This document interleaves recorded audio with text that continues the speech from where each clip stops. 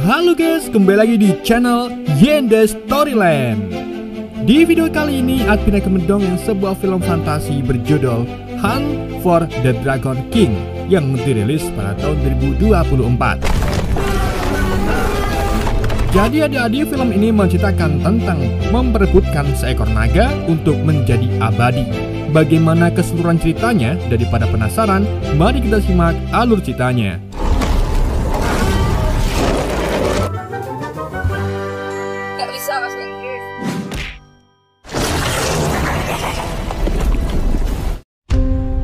Cerita diawali dengan seorang bernama Chai yang ditangkap oleh warga desa Qiandeng untuk menjalani sebuah ritual.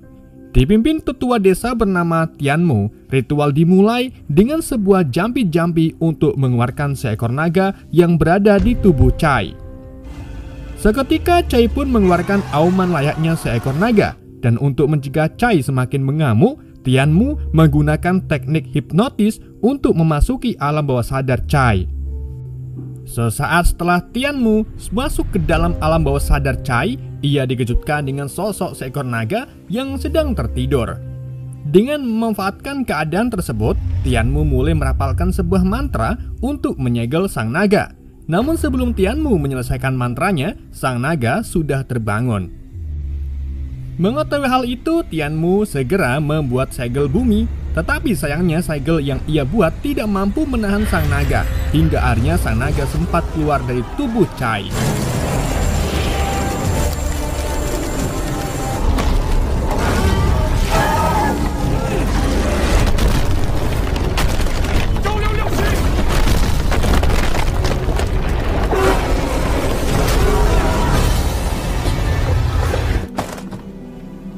Sepuluh hari kemudian, rumor mengenai kemunculan seekor naga menarik perhatian seorang reporter bernama Xiu.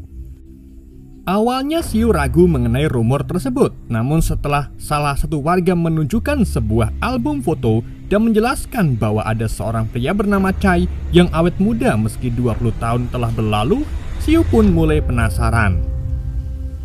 Untuk memastikan hal tersebut, Xiu menemui Chai. Meski memang benar Chai terlihat muda, namun tingkahnya seperti orang idiot yang menganggap babi adalah temannya. Tak berselang lama, berita mengenai Chai dan kemunculan seekor naga mulai menyebar di kota Jiangning. Setelah berita tersebut viral, semua perhatian para wartawan langsung tertuju ke seorang profesor biologi bernama Wei. Profesor Wei sendiri merupakan seorang ilmuwan yang sedang meneliti tentang hormon awet muda. Namun di balik nama besar dan rasa hormat semua orang padanya, tersimpan sisi gelap yang belum diketahui oleh publik. Demi mendapatkan hormon awet muda, Wei melakukan uji coba terhadap manusia yang sebagian diantaranya mengalami kegagalan dan sebagiannya lagi mengalami efek samping berupa kegilaan. Dan tujuan Wei melakukan percobaan tersebut karena kesehatannya kian memburuk seiring berjalannya waktu. Sesaat setelah menyelesaikan uji cobanya, Xiu sudah menunggu kedatangan bapaknya untuk membanggakan hasil tulisannya sebagai seorang reporter. Xiu menunjukkan sebuah berita di mana seorang pemuda diduga memiliki seekor naga dalam tubuhnya di desa Qiandeng. Mendengar nama desa Qiandeng, Wei sempat teringat sesuatu. Sementara itu, sekelompok tim ekspedisi yang dipimpin oleh Qin Yu juga berencana pergi ke desa Qiandeng untuk mencari naga. Qin Yu menganggap pemberontakan yang terjadi pada dinasti Yuan akibat memperebutkan seekor naga. Dan dari informasi yang ia dapatkan, Qin Yu mengetahui bahwa naga mampu membuat orang menjadi muda. Namun, Qin Yu tidak ingin ekspedisi pencarian naga diketahui oleh profesor. 有龙才出现了叛乱，这是一个叫百媳妇国的地界。我们要不要通知教授？ Di tempat lain, seorang peneliti bernama Yoli sudah tiba di desa Qiandeng. Di sana ia melihat Chai yang sedang diamuk warga karena melepas babi yang berada di dalam kandang. Meski istri Chai bernama Xia mencoba menyelamatkannya, namun warga bersikeras untuk tidak melepaskan Chai. Mereka menganggap Chai orang aneh karena 20 tahun yang lalu semenjak ia ditemukan di gunung, Chai tidak terlihat menua sedikit pun.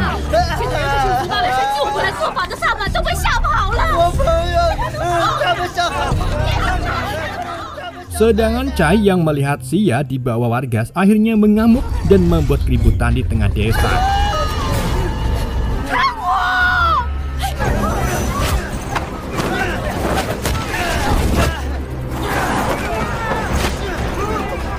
Untuk meredakan situasi, Yoli turun tangan dengan menembakkan obat bius ke arah Chai.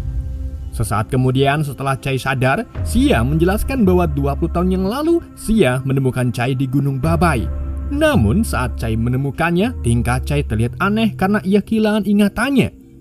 Beberapa upaya Xia sudah lakukan untuk menyembuhkan Chai, namun sayangnya gagal. Sedang Yoli yang mendengar hal ini segera menawarkan sebuah cara untuk menyembuhkan Chai. 是在800山下的小溪边，生物研究所的研究员，也不知道得的什么怪病，之前不知道。 Di sisi lain, tim ekspedisi yang dipimpin oleh Kinyu tiba di kaki Gunung Babai. Sebelum melanjutkan perjalanan, salah satu anggota bernama Yisan meminta agar Kinyu mempertimbangkan keputusannya untuk menyerahkan naga kepada pihak Jepang untuk mendapatkan lebih banyak uang.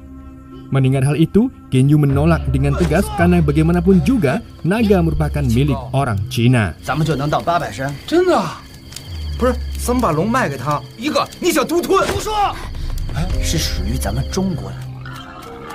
Di sisi lain, Yoli yang ternyata bawahan Wei telah tiba di desa Qiandeng setelah dengan membawa Wei beserta anak buahnya. Saat Wei melihat Chai, ia sempat terkejut. Kemudian ia segera menanyakan apakah Chai mengenalnya, dan setelah memastikan Chai tidak mengenalnya, Wei kemudian mengancam Xia untuk memaksa Chai ikut dengannya ke Gunung Babai. Karena tidak punya pilihan, akhirnya Chai pun menuruti keinginan Wei. Saat mereka tiba di kaki gunung, salah satu anak buah Wei menyadari bahwa Xiu ikut menyelinap dalam rombongan. Sementara itu, sekelompok yang dipimpin oleh Kinyu tiba di Gunung Babai. Karena medan magnet di sana membuat kompas petunjuk arah mengalami multifungsi. Dan mengetahui hal itu, Kinyu pun mulai membuat tenda di antara pepohonan. Sementara itu, Wei beserta anak buahnya tiba di Gunung Babai. Sebelum mereka melanjutkan perjalanan, salah satu anak buahnya menemukan sebuah tanda di sebuah pohon. Melihat tanda tersebut, Wei dan Yoli pun menyadari sesuatu dan memerintahkan anak buahnya untuk mengikuti tanda tersebut. Sedang tim Kinyu tiba-tiba diserang sebuah akar. Kinyu yang melihat hal ini pun menyadari terdapat tanaman pemakan manusia dan segera memerintahkan timnya untuk mengikutinya. Di lain sisi, saat Wei mulai masuki gunung, salah satu anak buahnya melaporkan bahwa Chai telah menghilang. Di saat yang sama, sebuah akar muncul yang menyeret salah satu anak buah Wei. Melihat hal ini, Wei baru teringat bahwa di tempat itu terdapat beberapa tumbuhan pemakan manusia. Semua bawahannya pun membuat sebuah formasi melingkar untuk melindungi Wei dan Xiu. Namun tak butuh waktu lama sampai formasi tersebut berhasil diterobos yang membuat Wei sempat tertangkap. Meski Wei sempat diselamatkan anak buahnya, namun karena kejadian itu membuat Xiu dan Wei sempat terpisah. Tak lama Chai pun muncul untuk membawa Xiu untuk menyelamatkannya. Di tengah pelarian mereka berdua, sebuah akar sempat menjerat kaki Xiu yang membuat kakinya terluka, dan dengan bantuan Chai yang mengoceh tumbuhan pemakan manusia, akhirnya mereka berdua pun berhasil lolos.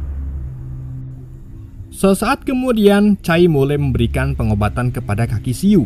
Melihat hal itu, Xiu pun berjanji akan membujuk ayahnya untuk segera membebaskan Xia.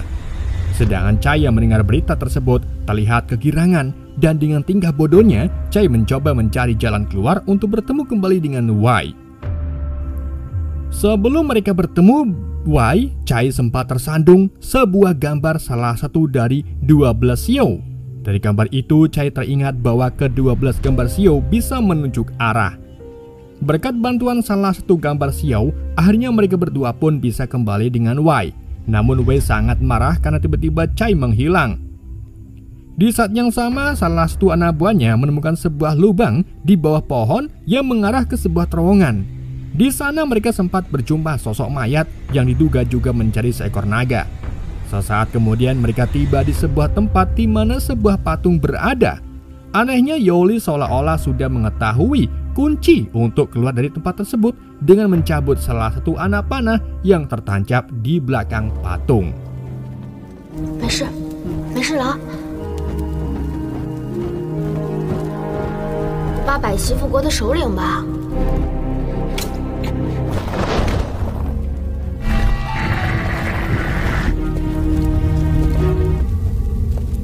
Sementara itu, ekspedisi yang dipimpin oleh Qin Yu tiba di sebuah jalan bercabang berupa 5 goa yang berbeda.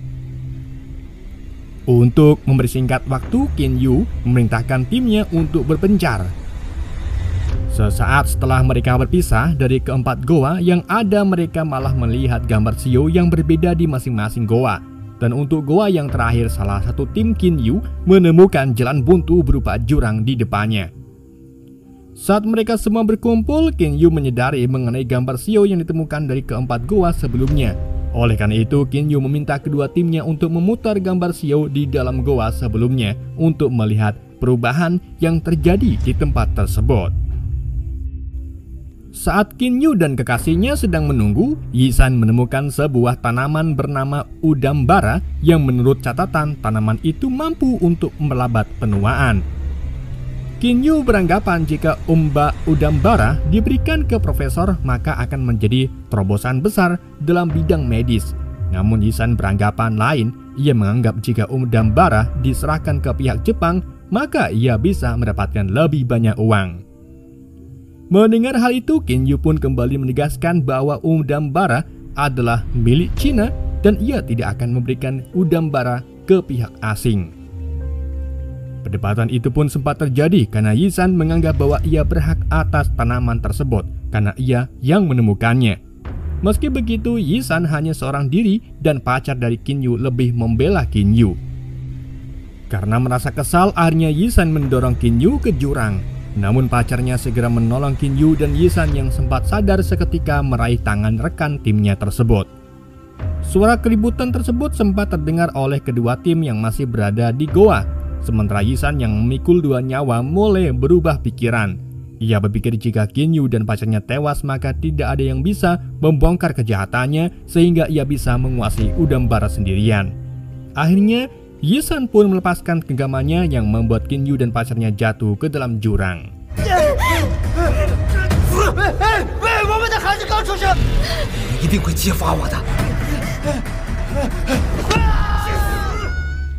Tak lama, kedua rekan timnya muncul. Meski Yisan menjelaskan mengenai udambara, namun rekan timnya tidak peduli karena Yisan telah mengkhianati rekan timnya. Melihat hal ini, Yisan kembali mendorong rekan tim yang mencoba melawannya ke dalam jurang. Namun sebelum ia terjatuh, rekan timnya sempat meraih kalung milik Yisan.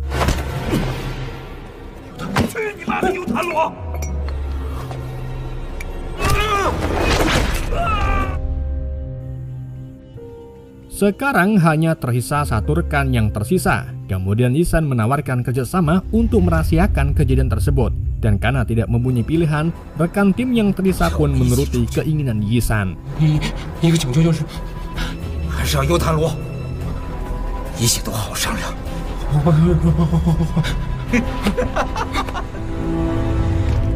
Di tempat lain, Wei beserta timnya tiba di goa yang sama dan menemukan gambar Xiu yang berbeda.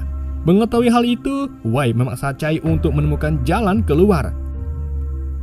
Awalnya, Cai menolak, namun berkat bujukan Xiu, akhirnya Wei mengatakan ada sebuah mekanisme tertentu untuk membuka jalan. Dengan goa yang berunsur tanah, Cai mulai menyocokkan beberapa Xiu yang berhubungan dengan elemen tanah. Setelah Xiu dicocokkan, sebuah tangga muncul yang mengarah ke dasar jurang. Setelah mengikuti tangga tersebut, mereka pun tiba di sebuah altar yang memperlihatkan patung ke-12 Xiu. Ketika mereka sedang ilang-ilang, Xiu sempat menyentuh sebuah pintu dan seketika ke-12 patung mulai berputar.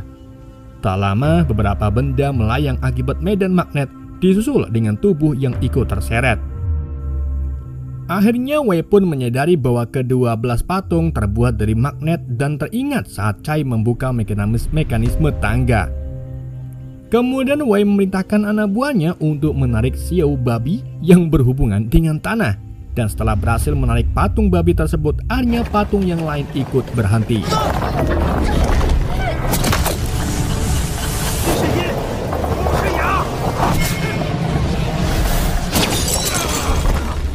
Sesaat kemudian pintu yang disentuh Xiu sebelumnya juga terbuka. Sementara itu di sisi lain, Yisan dan rekan timnya tersisa berhasil keluar dari labirin. Di pintu keluar labirin, seorang profesor dan istrinya sudah menunggu di pintu keluar tersebut. Kemudian, Yisan membuat keterangan bahwa Qin Yu sempat terlibat pertengkaran dengan salah satu rekan timnya. Tapi naasnya saat pacar Qin Yu mencoba melerai, ketiganya jatuh ke dalam jurang. Sementara itu, Chai berteriak karena ia melihat sosok mayat tak jauh dari altar. Dari mayat tersebut ditemukan sebuah liontin buku yang tertulis nama Wei Yisan. Rupa-rupanya, saat Yisan dan rekan timnya yang menyerahkan udam bara kepada profesor, Yisan mengenalkan dirinya bernama Wei Yisan dan rekan timnya bernama Yoli. Akhirnya, misteri pun terungkap saat Chai teringat kembali kenangan masa lalu saat melihat nama Wei Yisan. Chai pun mengaku bahwa ia adalah Qin Yu dan semua gambaran mengenai tim Qin Yu sebelumnya merupakan gambaran dari kenangan masa lalu Chai saat ia dan Wei melakukan ekspedisi.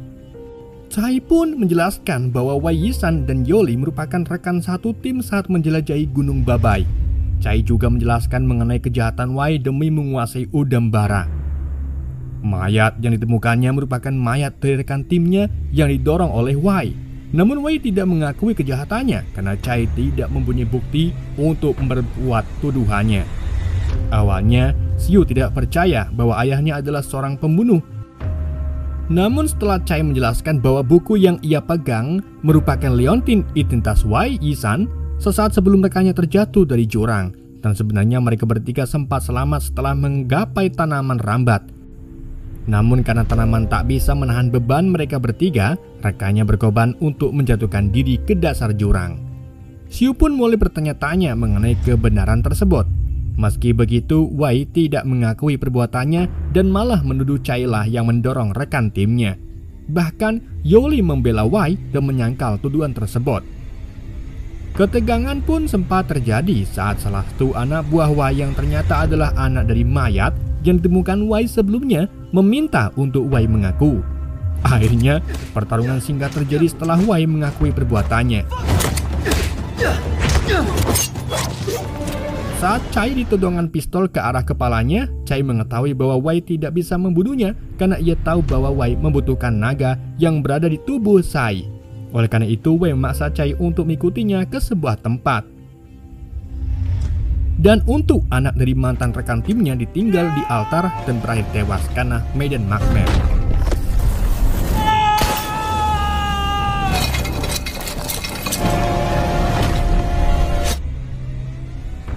Beberapa saat kemudian, Chai dibawa ke sebuah tempat yang Wei yakini bisa mengeluarkan seekor naga dari tubuh seorang.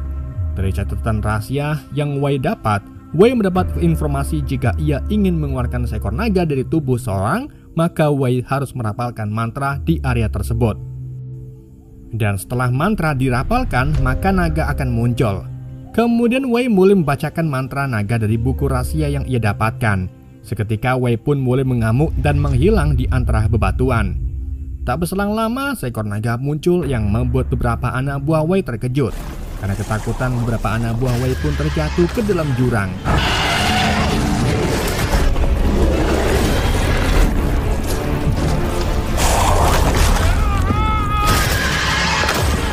Sedangkan Wei yang melihat hal ini mencoba membacakan mantra, tetapi naga tersebut perhatiannya langsung tertuju kepada Wei.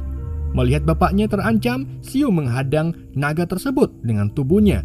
Anehnya naga itu menembus tubuh Xiu hingga akhirnya Xiu menyadari bahwa naga itu hanyalah halusinasi.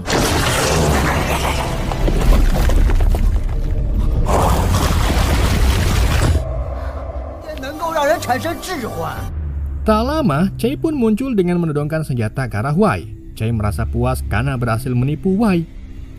Chai lalu menceritakan bahwa mantra yang dibacakan oleh Wei ditambah ruangan tersebut bisa membuat halusinasi, dan semua legenda mengenai naga adalah palsu. Melihat Wei yang kebingungan, akhirnya Chai pun menjelaskan setelah ia dan kekasihnya berhasil selamat dari jurang. Penyakit kekasihnya kembali kambuh yang membuatnya tewas sebelum mereka berdua keluar dari tempat tersebut. Sementara Chai yang sudah lemas tak berdaya terjatuh dan membuat Chai kehilangan ingatannya. Setelah itu Zia menyelamatkannya dan mulai mengajarkan tulisan kepadanya. Chai berpikir ia mempunyai kehidupan normal, namun pemikirannya salah saat ia hampir terjatuh dan diselamatkan oleh Zia. Seketika Chai mengingat semua kenangan masa lalunya. Kemudian Chai kembali ke kota Jiangning untuk mencari keberadaan putrinya. Namun langkah terkejutnya saat ia mengetahui bahwa putrinya sudah menjadi anak dari Wei yang merupakan musuhnya. Semenjak saat itu bibit dendam mulai tumbuh. Chai kemudian mempelajari Gunung Babai dan semua mekanisme yang berada di sana. Butuh waktu setahun penuh agar Chai bisa mengetahui semua rahasia tempat tersebut. Kemudian Chai mengirim semua dokumen mengenai Naga kepada Wei untuk memancingnya kembali ke Gunung Babai. Bahkan Wei sudah bekerjasama dengan semua penduduk desa untuk bersandiwara, termasuk Tianmu menjadi tetua desa. Dan untuk wajah awet muda yang Chai miliki, sebenarnya ia selama ini menggunakan sebuah topeng kulit. Semua itu Chai lakukan agar Wei bisa menembus kejahatannya 20 tahun yang lalu. Sedangkan Xiu yang mendengar hal ini semakin bertanya-tanya mengenai kebenaran ayahnya.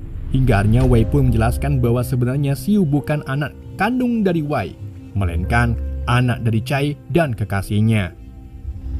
Setelah meninggalkan Gunung Babai, Wei mendapat gelar profesor karena menemukan tanaman udang bara dan kembali menemui Xiu yang saat itu sedang bayi. Karena merasa bersalah, Xiu pun mulai dirawat oleh Wei. Namun semua itu berakhir setelah Chai menghancurkan semuanya yang Wei bangun. Dan tiba-tiba anak buah Wei yang tersisa tiba-tiba menyerang Chai. Pertarungan singkat pun terjadi yang membuat anak buah Wei tumbang. Saat Chai ingin menembak Wei, Wei menggunakan anak buahnya sebagai perisai. Kemudian ia menyuntikkan serum ciptaannya untuk kembali melawan Chai.